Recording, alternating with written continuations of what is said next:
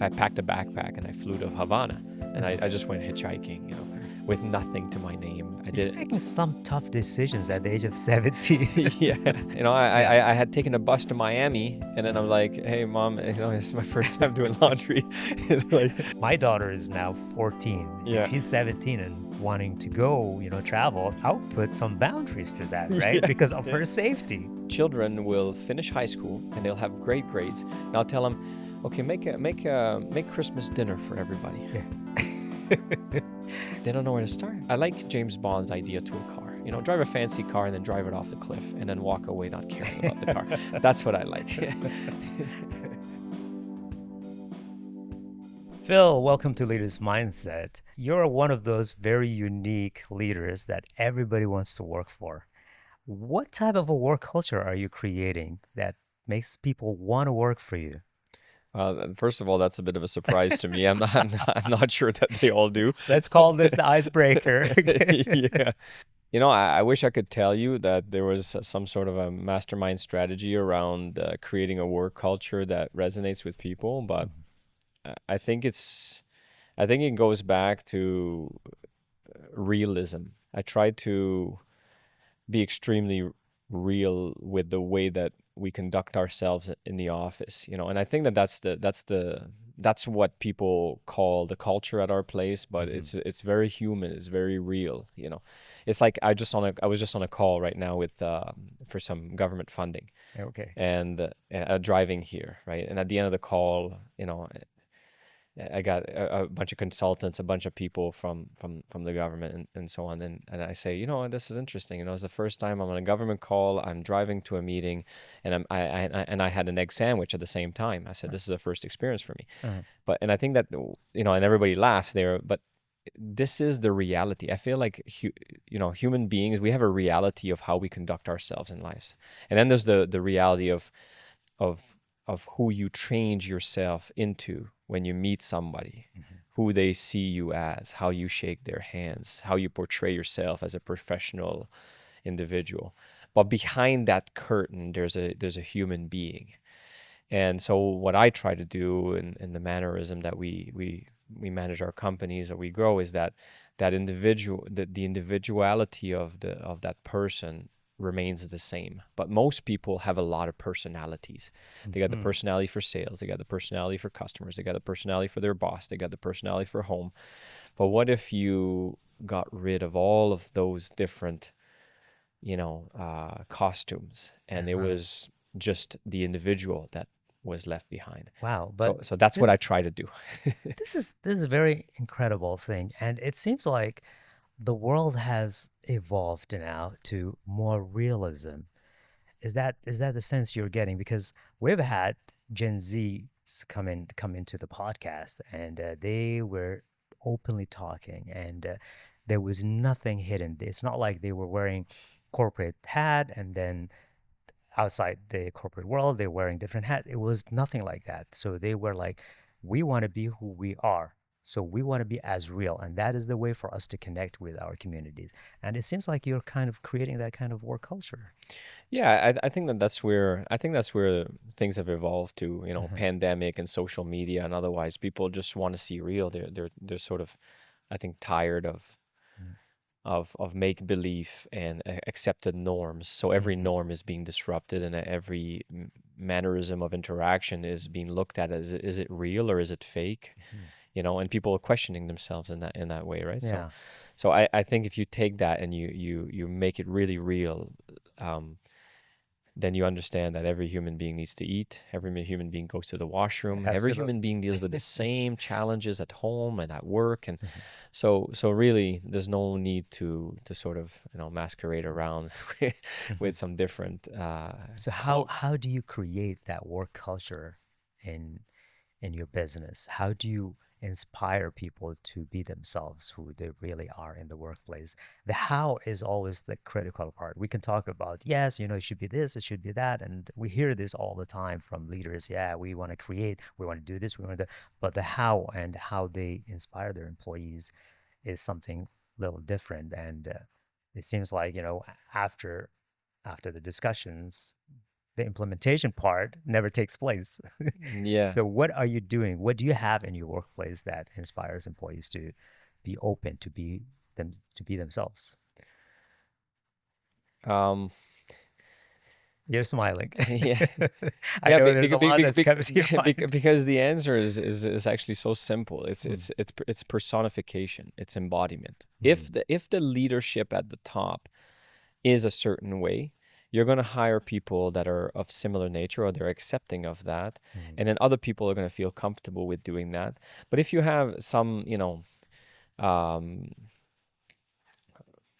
person in charge of culture, oh, and then that person is the one that's tasked with making sure that there's collaboration, that there's just a good environment at work. But you don't have the buy-in from the leadership, you're almost always going to fail because you're forcing it onto people. And you can always feel what is real and what is not real. So mm, I would just say simply that the partners in our business, my partners in this business, and leadership, we try to be as real as we can all the time, and therefore that opens up the mm, floor, and that opens up other people to be in the same way. And the interaction in the boardroom will be the same as I'm having with you now, and will be the same as I'm having on the floor, always staying with the reality of what we're trying to create. wow, wow, that's something that I personally didn't grow up. Being in the corporate world for the last 20 years, it was nothing like that. The boardroom, it's different. And uh, when we were having, lunch in the cafeteria, it was different. When we go out, it was different, right? We kept on wearing different hats every time. And that was the norm. But it seems like that whole norm is shifting now, eh?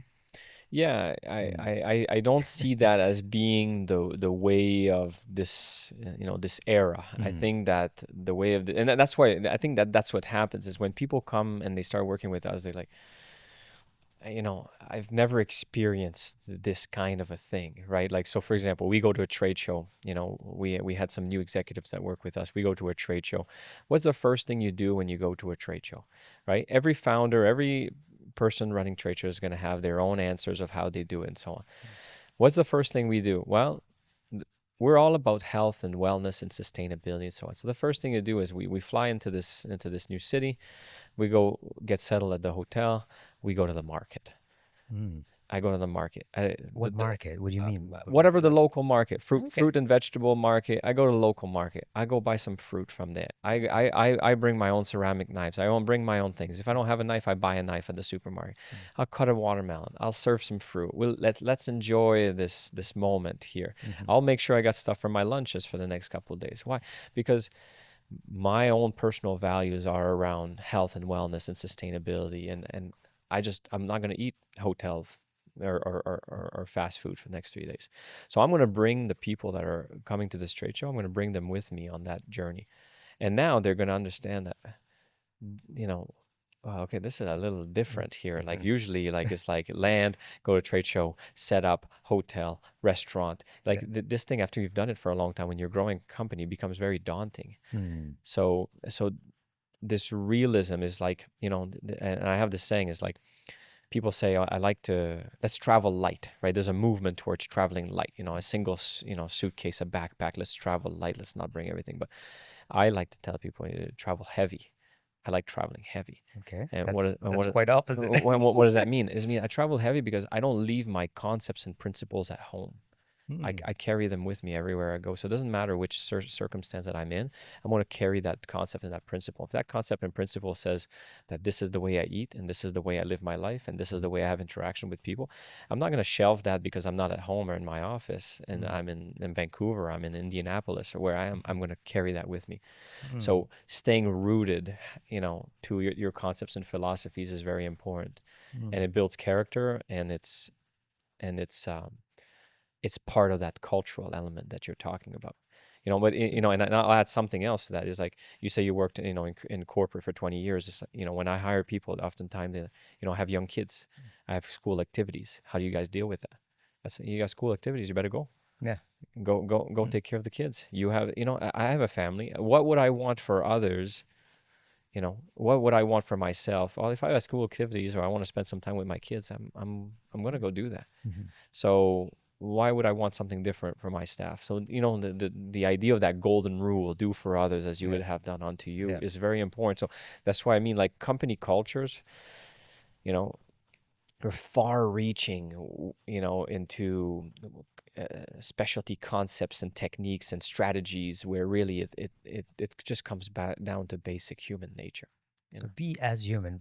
And being a leader, you got to set that example. If you have to hire somebody that does not fully align with your style, but still has the expertise, how do you deal with that situation? Do you have to make sure that the person you're hiring has to align with the culture that you've created? Is that how? 100% of the time, every single time I've hired somebody where I've um, numbed my own senses or gone against my own intuition or judgment, and I've just looked at it from a capacity or capability or education standpoint, Mm. it's never lasted long. Wow. It's never lasted long. It's always been a fail. When you're hiring, you have to hire the person as the human you're hiring has to be able, you have to be able to have a relationship with that person, Mm. especially in small startup growth. You need to depend on each other too much. So it's important, and then you need to pair that with the skill set, the education, or the drive. But if you had to pick one or the other, Yeah. as a general rule, right? Unless you're doing space engineering, where you need highly qualified, individuals with specialty backgrounds, I will hire the person that has no experience but has great character any day of the week before I hire somebody Attitude, else. Yes, character, character. character. Can you take constructive criticism without feeling that it's a personal attack Hmm. onto yourself? That's like, put that as a prerequisite to a job description. Yeah. And what I really love about what you guys do at Rootree is all the things that you guys showcase and put out on socials, you're showcasing the culture that you have in the workplace. And definitely that's what really attracts people. You're skateboarding in your factory. And then when I saw that video, I was like, wow, this is a place where I want to work, man. And you also have gym you mentioned. What else do you have in inside your Rootree? So I will call the broader root tree. Mm. So we have a gym. My wife teaches yoga every week. I will teach also sometimes some of the things that I practice. We have our little juice bar area where we like to make juices and smoothies and things for staff Wow. and so on. And then we have, the greater root tree, which is we have a separate facility where we do our contract packaging services, and it's basically located on a farm. And in that area, we have the farm, we grow microgreens. Is We this have a like, yoga studio as wow, well, and so inside Rootree? yeah, like, again, two It's good. facilities, but Okay, two wow. two facilities, yeah. So one of them is really specific to agricultural products, but again, when you look at the scope of what we do and how we got into where we are, Mm. we have a lot of businesses that kind of are around Rootry, from a restaurant to the farm business to some investments and things like that. So when you look at all that, there's a thread that goes in and out, which is health and sustainability. Mm. And when you look at what we offer to our staff as part of that greater umbrella, it's quite a lot. You've been using the word sustainability over and over again. And this is a word that I've been hearing for the last decade. It has been used and abused numerous times. And I'm pretty sure you probably have a whole different spin to the definition of sustainability in your case at Roottree. I actually despise the word sustainability, and I hate myself for using it that much. Okay. So, so No, no, because it's not it's used, but there's no truth to it. okay. Okay. What can you elaborate on that? What do you mean? Yeah, Yeah. I want to elaborate on it because if you just cut that right where it is, people are gonna understand something different. Usually sustainability on a corporate web page is a page with some trees on it, and Mm. then some idea greenery, and then some third party consultant that's provided you stats as to how you're sustainable, and very little actual work. And we see it time and time again in people in our industry that are competitors or in similar product offerings, To be sustainable is very difficult, and nobody is. And nobody And is. nobody is. You can only What do you you, think you can nobody only is? strive for it. It's like, you want to start moving like Michael Jackson. Like you might be able to learn a move or two, but you'll never get there. Yeah. And sustainability is that same sort of pursuit. Sustainability is a pursuit for excellence as per the natural world. And I can't, with a clear conscience, they say that Rootree is a sustainable company. I can say that we strive for sustainability, and the amount of different things you need to do to get there are insane, because it's never going to be just about what you do in your factory with your employees and with your products and machines. It's always going to be about the greater environment of it. Just like, a tree planted by itself will not survive unless it has the right growing medium, unless it has the right water, unless it has the right, environment. So we do a tremendous amount of things to reduce waste, from the technology we've invested into, to the way we do process, to the way we to the operational way of how we handle materials. Everything is around how to reduce waste. That doesn't make us a zero waste company. Mm. We still produce waste, and we envision and we research and we try to see what else can we do ourselves with that waste, which is really challenging, Mm-hmm. so that's step one. Step two is, so that's before, that's, we call it ahead of life cycle. And then when we actually manufacture the product, what can we use that is post-consumer recycled waste? What can we use that is going to be compostable? What can we do that's easier to recycle? And I say easier to recycle because I can call this product recyclable all day long, but if it doesn't get recycled, then is it recyclable, and is giving the consumer the wrong impression? So sustainability is where every company should, rather than sort of showing that they've got it all figured out, which is never the case. You have to kind of express your vulnerabilities within that sector, because that's how you build it out. Knowing where you are at right now, can you tell me a bit about your journey? Where were you before Roottree came into existence? So right before Rootree, I lived in Morocco for about 4 years, and between England, southern Spain, and Morocco, it was about a 5 year period of time. Wow. Um, I fast tracked my last year of high school, and I was fortunate enough that the counselor at the time there, I told him, either I'm leaving because I have other aspirations in my life, or, find me a way that I can be gone out of here faster. So this is like at the age of 18 This is like or 17. 17. This is like Yeah. 17, yeah. And he's like, okay, well, you do your French course or something, English course, I think it was at the time, because I went to French school. I So you're did it. making some tough decisions at the age of 17. Yeah. And so I did that, and I basically blasted through it a few months, and um and I basically ended up going with a friend to Europe skateboarding. Skateboarding was what I was Wow. very active in those days. And we landed in Paris. Terrible place. So- no, no, we landed in Is that where you met JB? no, no, no. Okay. Actually, I no. JB is a whole other story. Uh, so But why did you laugh looking at JB? no, because He, he's from out that way. He's okay. not from Paris, from Corsica. But I have a fun time teasing him about his background. So how did you get away from your parents allowing you to do that? Well, yeah, I think I had trained them for the previous 3-4 years, being a skateboard, person. We always, spent my time But skateboarding the this time streets. you're still minor, Yeah, right? yeah, Yeah. yeah. So I skateboard So, the streets of Toronto. When I was 16 years old, mhm.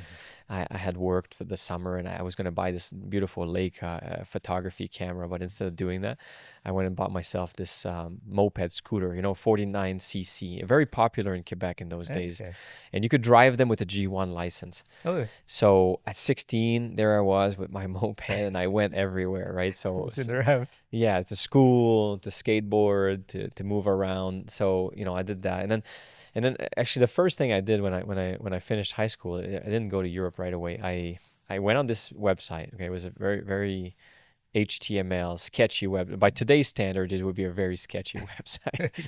And I had gotten the idea in my head that I could crew on a ship, you know, I could crew on a boat, like for room and board and get an experience. Yeah. So I reached out on this website, you know, and it's like a bunch of captains and boats, you know, saying, and I need a crew from here to there. I need a crew from here to here, you know. So I reached out to this guy. He was a captain from Connecticut, and he says, I need a crew from Cuba to come back to Connecticut. So I'm like, okay, I'm available. You know, I just finished high school, whatever. I Yeah. don't know what I said exactly, but you know, I packed a backpack and I flew to Havana, and and uh, I go there and I take a taxi in those days, and I'm So you're about 17, I'm 18. 17. You're still I'm 17. 17.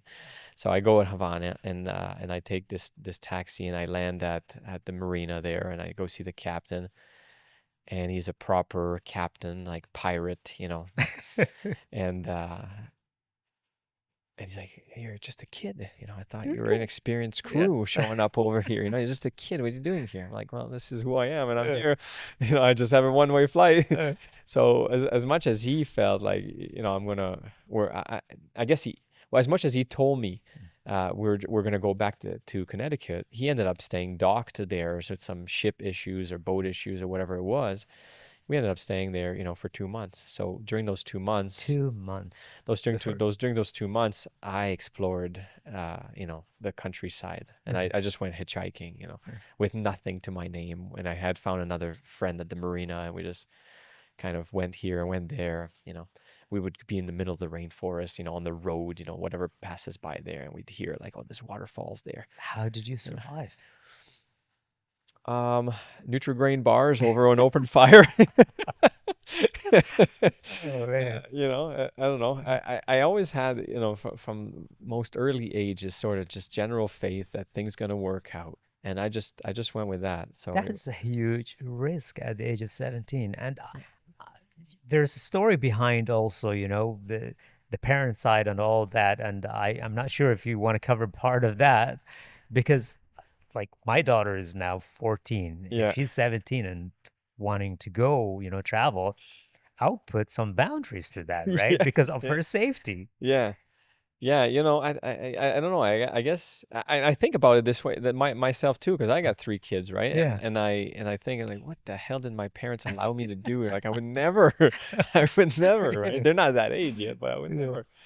But yeah, I don't know. I guess it's just years and years of So you've living on shown. the like not living on the streets, but you know, like I go spend, you know, in Toronto, and we'd be, you know, in CIBC Commerce Court jumping down the stairs all day long, and I'd be back late at night with a GO train or with my Yeah. moped, or like, so years of those kind of movements. Yeah, this is something Yeah. that's not as common here in Canada. Me coming from East Africa, I've seen a lot of kids, like pretty much all kids are kind of like street kids, let's call them. Yeah, yeah, yeah, yeah. And at the age of 10, they are very, very responsible in doing things, house chores. They're going out, they're working, having part-time job at the age of 10. Yeah. And that is something, whoa, that cannot happen here in Canada, Yeah. right?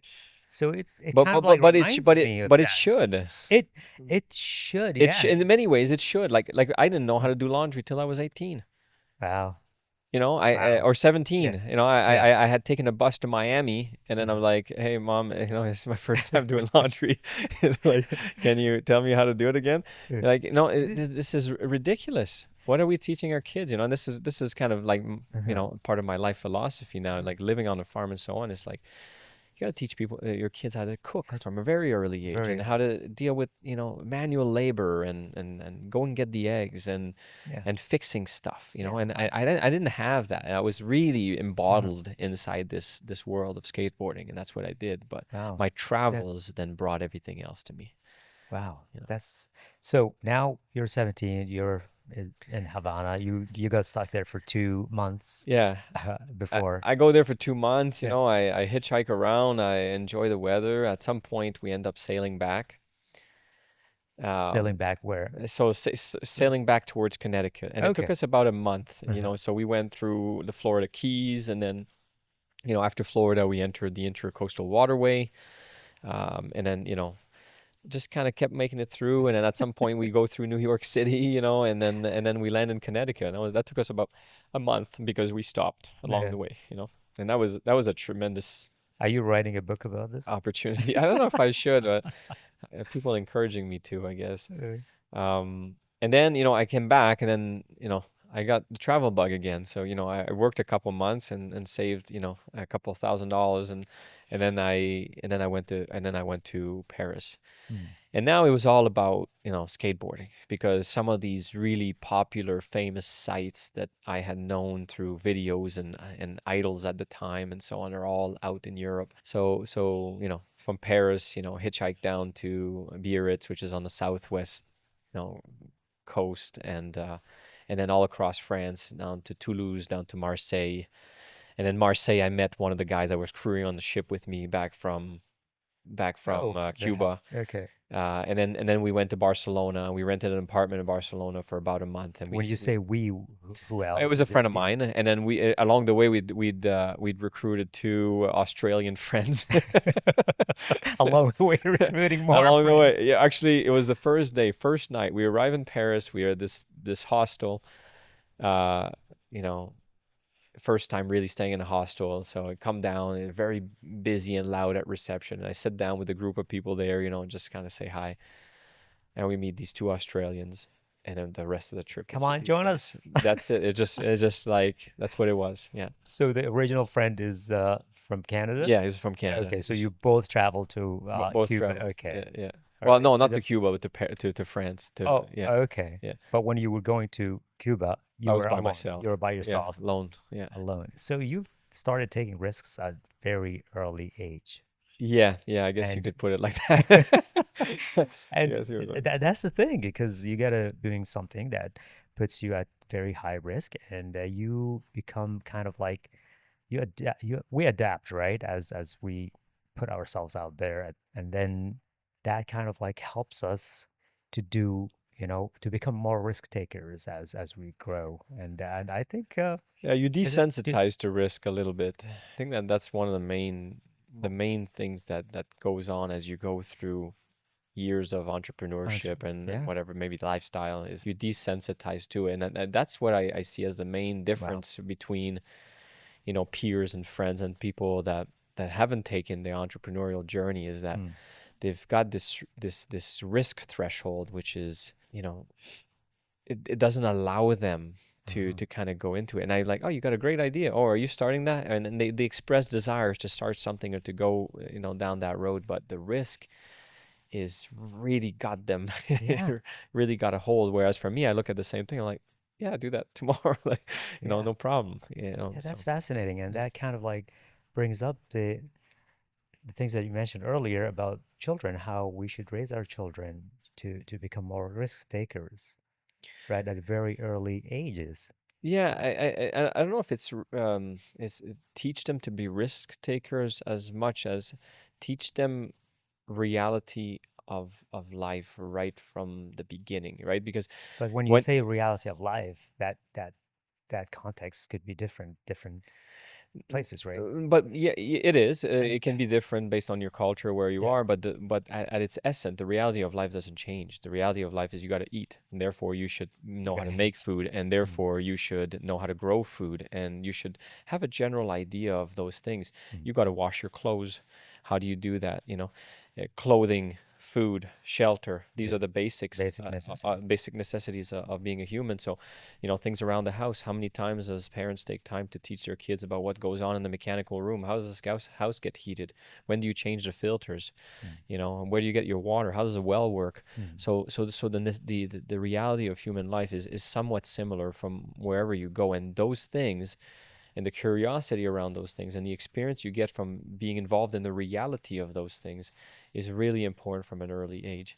And then the reality of life further extends into, we've been copy and pasting the ideal track record for our children for so many years now, which is you should go to high school and you should do relatively well, and then you should go into college or university, and then you should do relatively well, and then you need to get a corporate job and work for a large entity because that's what's secure and that's what's right, and then you should go there.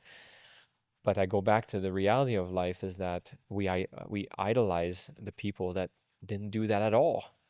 Today we idolize the people that have built these massive companies that Yeah. has very little to no that is almost the result of no education whatsoever, and then they get honorary degrees after the fact, Yeah. so that we can kind of say that, you look, they kind of went to school, or whatever. But no, so as a society, we idolize risk takers and great success, but we teach our children that you should, do well in school and get in a corporate job, and only, one specific type of learner and personality type can do that, and a lot of others can't learn in that fashion and are not well suited for that. So Hmm. so I feel that reality of life, as I put it, is true no matter where you are in the world and what your culture and background This is is. incredible the way you simplify this whole thing as the three basic necessities of life: food, shelter, and clothing. If we just explore these three aspects, that's all what we need for us to survive and to be even more successful, right? Hmm. And it's so true, how, like, even I feel guilt of my children's, upbringing. The whole focus is on school, right? Perform well at school, get good grades, and we neglect all the other aspects of life, for them to doing their own laundries, for them to make their own food and all that. We spoon feed them when it comes to the That's right. things that we should be focusing on teaching them what the reality of life is. Yeah, and But think about it this way: some, maybe not your children, but our children will finish high school and they'll have great grades. Now tell them, okay, make Christmas dinner for everybody. yeah. They don't know where to start. They don't even know the ingredients. They don't even What are you know how to talking buy it. What about? do you mean? Yeah. So I'm sorry. You got great grades in school, but you don't know how to make food. Yeah. And this is something a little sick in the way that we think about education. Yeah. So, yeah. It is. It's really fascinating. I remember back when I was 10 or 9 in Africa, it was very normal thing to tell the children to go buy vegetable from the market. Mhm. And there was no safety concerns. And yet here, things are much more safer compared to that part of the world. Yes. But there was no safety concerns. Hey, go grab some tomatoes, onions Mhm. for lunch or for breakfast, and we go with shorts and sometimes no shirt on. Yeah. We go walk around Yeah. and go grab things and go all the way to market. And the market is like, let's say 10 minutes walk, 10 minutes walk forward, 10 minutes, Mm. and there was no concern. And the kids kind of like grew up a bit tougher. And I tell this story to my children. Mhm. They're like, how? Like, your parents let you go on your own and just go all the way to the market and then come back? Mhm. Mhm. I tell them, yeah, and now I myself, because I'm kind of programmed to the culture here, I would never allow my children to go, the convenience store next door, and Right. without, Right. and And all of this is also a byproduct of like, social media uh, and risk concerns and yeah, those kinds of things. But let me tell you a recent story, right? And why we are condemned for trying to teach our children in this way, right? And this is where a lot of parents won't do it because that could go against what the school board might be. So uh, for example, we're looking at expanding to the US, and my kids wanted to come with me, and this was like a trip 2 weeks ago. My mm, kids wanted to come with me. They wanted to see what we're involved in. I'm teaching them about entrepreneurship. I'm trying to help them build their own micro companies that they can, share with friends and awesome. do stuff like that. My daughter is very big into basketball and sports cards Mhm. and trading and understanding the value of them, and she plays rep basketball. She's super active. And so, for me, I don't think anything of it. You want to come with me? Come with me. But what about At school? what point in history did it become a challenge, a problem for a parent to want to teach his kids something, Uh, right? For us to spend time with them. So I don't think anything of it. I but take them our with, systems won't allow us to do that. The, but the school the school is going to ask, like, where that's are you going? exactly, Why are you taking the kids? And yeah, even crossing, the the border, border, or yeah, yeah, or the airport, yeah. they ask you, okay, where are you taking Why are your you taking kids? the Yeah, where kid? are you taking your kids? But and this is exactly what happened. I take them. We spend a week. They meet economic development of that region, and Wow. they are visiting buildings, and they come to Hewlett Packard, which is one of our big partners for printing, and their eyes light up. They're like, I didn't know that you were involved in this industry. Like print is a really interesting industry, and they're spending time, they're learning, and I consider it like top tier successful trip as an education for the kids. I It come is. back and we get called by the school and they're like, we're concerned. Wow. Where'd you take the kids? Why'd you take the kids? And I tell them the same thing all the time is I will pull my kids out of school readily anytime because if I'm going on a trip and I feel it's valuable for them to come and check it out, I'm going to bring them with me there. But they're concerned. So now they want to call, children's aid. And now they want to call, some school board and they got to get approval. So now I'm forced to make one or two decisions. My kids want to go to school. They want to have a social life. They have friends. They want to, Hmm. but I want them to also be able to teach it myself. So I got to make a decision. Either I homeschool them so that I keep the school board out of it, Mm. or I send them to school and then I got to live by their rules where wait, I can't apply Hmm. my rules and what I want to teach my kids as a parent. So it becomes this thing, right? Like so as a non-risk taker, Mm. you're going to oblige by the school board and you're not going to homeschool them and you're going to end up with the product that the school system can create, which is measured only against the marks, Yeah. right? Yeah. So it's challenging. It is very Yeah. challenging for a lot of parents to make that kind of decision. Even myself, I fall into that mass, individuals that want to abide by the system, and yet we also want to, like me being an entrepreneur, I want to educate my kids Mhm. about entrepreneurship and what the world really offers, Yeah. so that they're not gonna get surprises when they grow older and then get, into the workforce. Or there's a lot of work to do here, Phil. Yeah. Where do we I better start? jump in. And I think this whole thing starts with conversations like this, right? So, there's going to be a lot of people watching this thing, and they're going to start scratching their head. What is going on? And how are we going to raise our children to a way where they're going to be able to thrive better in life and do better in life Mhm.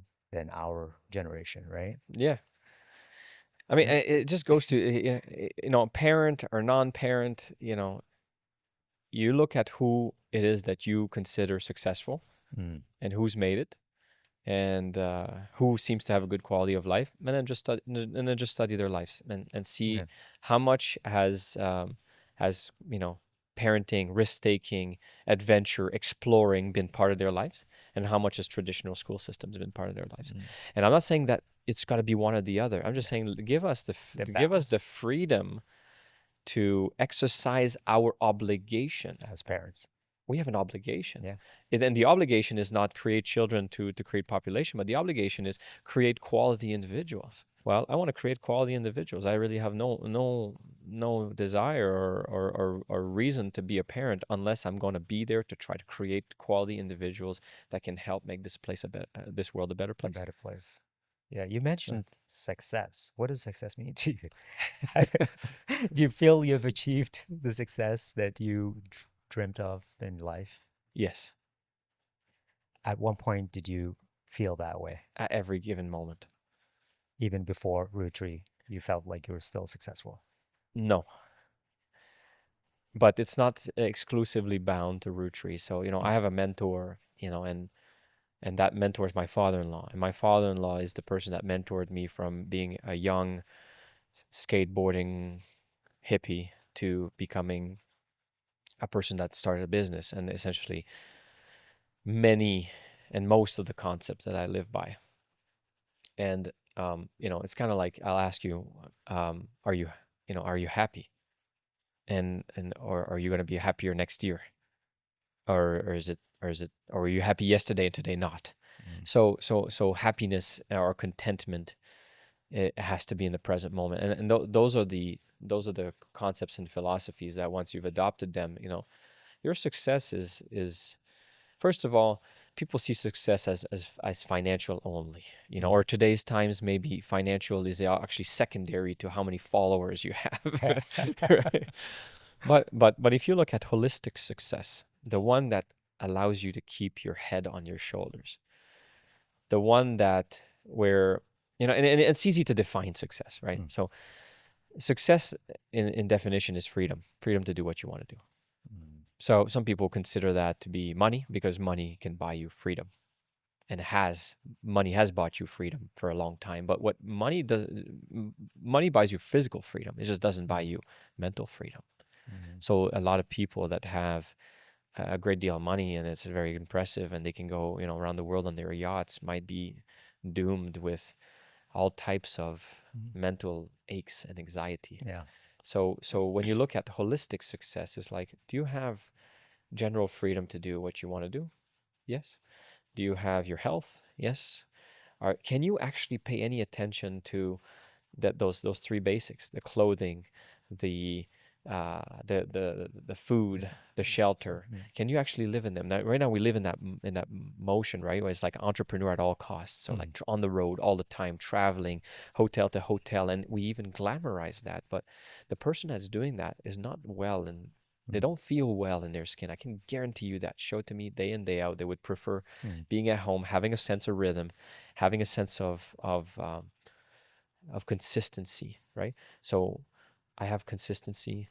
I have an ability to eat the foods that I want to eat. I mm, have an ability to be with my kids and do what I want to do. I have an ability to have a successful business, whatever the size of it is. mm. But really, freedom is in your mind. Yeah. So yeah, I consider myself It's a extremely mindset. successful, and will I be more successful in 10 years from now? Mm, You know, from a financial standpoint, probably. From a mental standpoint, if I can remain the way I am now, mm. I that will be the true measure of the success at that time. That's really fascinating.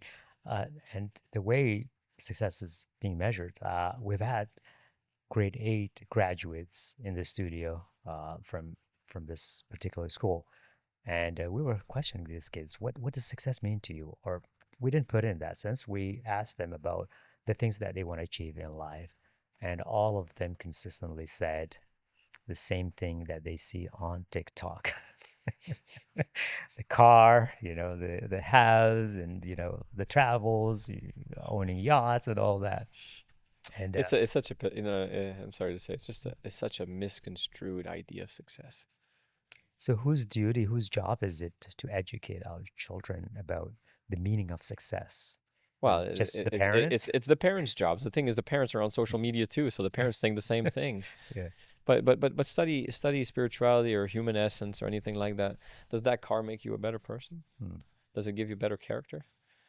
Does it make you more kind? mm, Does it make you more creative? yeah. But the answer to that is basically no across the board. So what does it do? That car, that yacht, that house, that number of followers, the only thing it does is it builds your ego. And why do people have it now?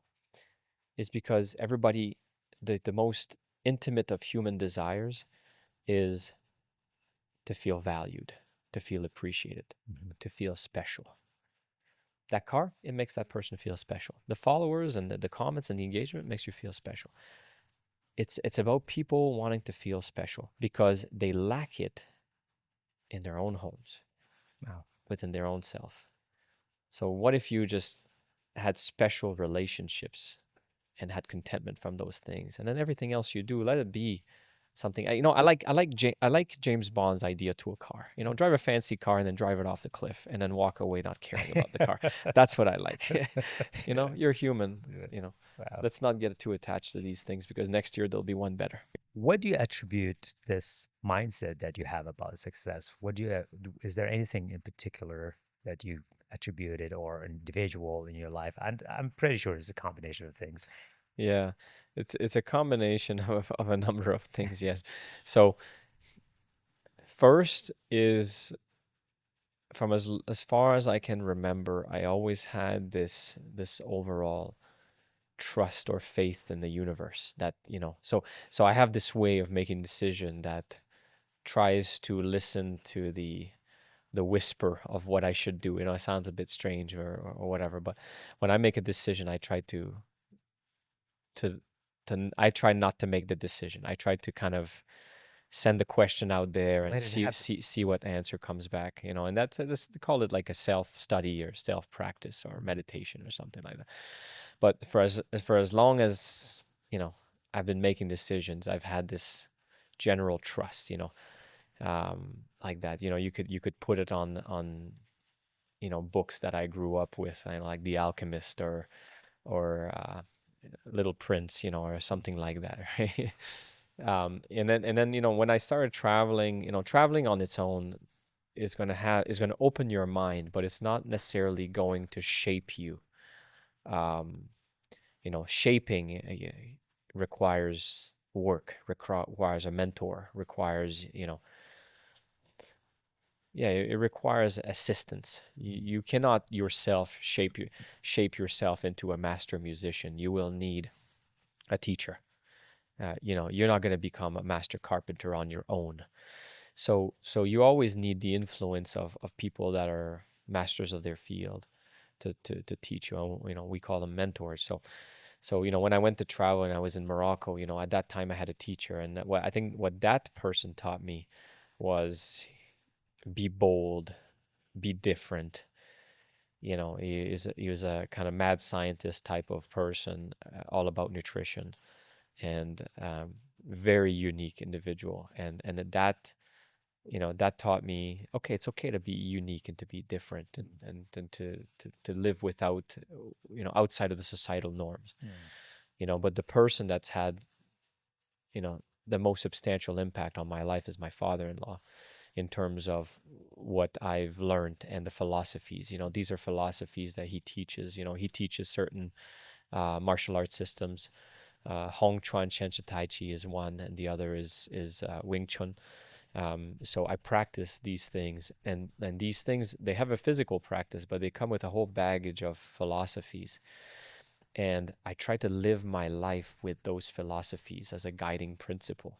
So again, you get into an area where the decision-making process is just a little too heavy to do from your intellect. You just you put that decision through that filter, and that filter is the philosophies you live by, and then what you get out of it is the answer how to deal with that. So yeah, I live a philosophy oriented life, because I feel that that's the only real way to have true contentment. So if somebody asks you to follow your methodologies, okay, and I think there's so many different Proceed at your methods. own perils. So what advice would you give someone who is pursuing the type of the way you see success? What would be your message to that individual?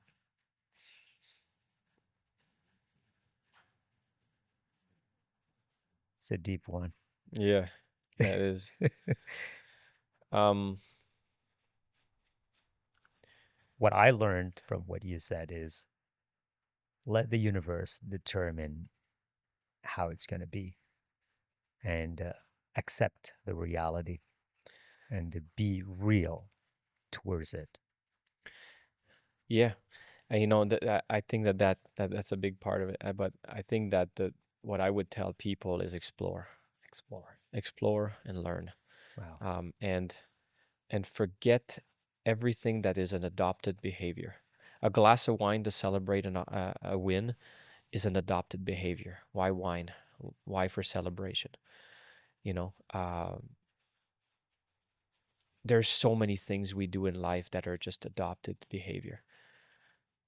We see, an expensive car as a measure of success. What if it's just a measure of how much finances that person has, but has nothing to do with contentment, fulfillment, or happiness they feel in their lives?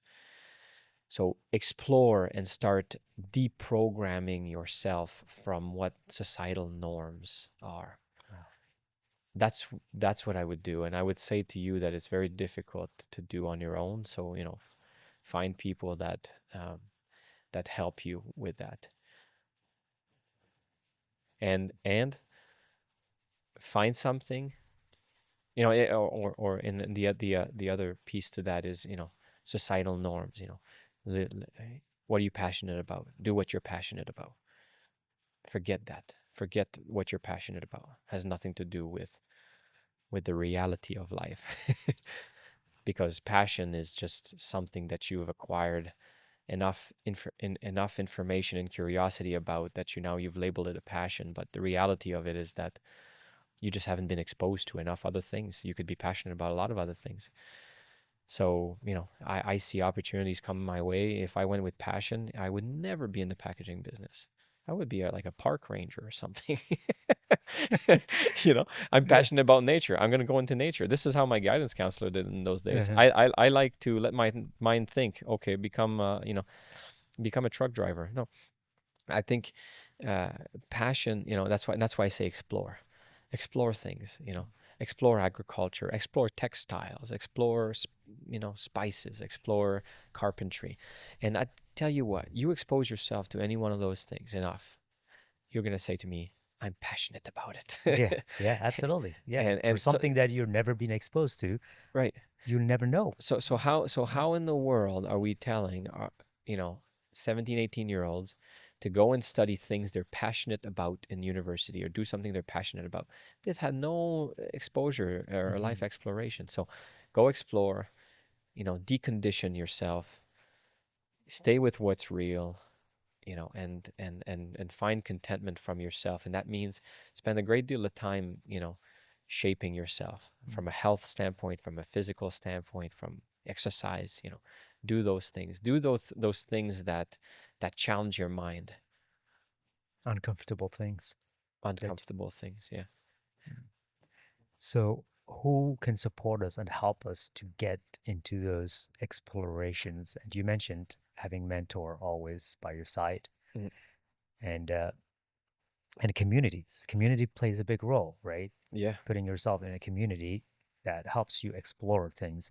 And talking about community, like most of the things that we do in business, it's because of community. There's no such thing as self-made, right? I've had two individuals here on the podcast, and they say they hate the word self-made, self-made millionaire, self-made. There's no such thing. It's always a community. There were people that helped you get to where you are at right now. And it's our obligations for us to give back to the community because we did get support. So, how do you see that? What is your thoughts on giving back to the community? Well, first of all, I very much agree with the self-made comment. I think self-made is a lie. Yeah. Um, but I think that there's a ton more awareness nowadays around community, because it's even in the way that we do business, right? Like, people no longer want the traditional, you know, like that. People no longer want the traditional vendor, supplier relationship, customer supplier relationship. They want to build with a community. They want to have relationships as part of their business operations and support system. So, in the way that we do it, um, we've always been a support system. So Rootree, one of the things that I've battled with for a long time is that we're invisible, right? When you buy a product on the shelf that's, packaged in flexible packaging, there's nowhere on there you see it's Rootree. You see the brand. So we are a creative agency. We manufacture the product. We do the contract packaging. So we're basically helping brands. We're the brand support system on how to bring their products to the marketplace. The way to do that very successfully is to be genuinely there for that community, is the to have curiosity, to have, hospitality. So we tend to run our company as almost like a hospitality business, Hmm. because we are very much about trying to deliver to the customer more than what they've asked for, trying to be genuinely curious about what they're doing to find solutions. And I'll give you an example of that. There's a company, Bathorium. So Bathorium is one of the leading bath products company in Canada, and they're in, you know, so many high-end resorts, Four Seasons and Shangri-La and things like that, and it's an exclusive bath product, and we're a packaging supplier to them, right? In reality, they are a customer and we are a packaging supplier. But it's gone way beyond that, where, we create a friendship. And then through that friendship, we discover that, well, Bathorium really wants to highlight the stories around bathing, around the ingredients that they're sourcing, around this and that. So together with him, we end up creating and co-producing a documentary Wow. through our creative agency. For us, it was maybe the third documentary projects we've worked on, but we end up co-producing it with him. We go Beautiful. to Japan for a month. This was just over a year ago. We go to Japan for a month. We filmed the documentary. We develop an even greater friendship with Greg and with Bathorium and with that entire ecosystem. Wow. And now we're working on this distribution. But it's like, we as a company, our business model is not set via the product that we offer. It's more so that we are there to help people tell stories and to bring product to life. And you can really only do that very well by leaning on community, by trying to give back to the community, by being involved, and by being human. So we have a pretty strong, community of customers that all know each other, and that we try to support with some of these initiatives. It's beautiful. I would call that a wrap. Okay. The word that I would take away Yeah. for the audience, explore. Would you consider that the takeaway from this podcast? Explore. Yeah, I like explore. Beautiful. Because when you explore, you put yourself aside and you put exploring first.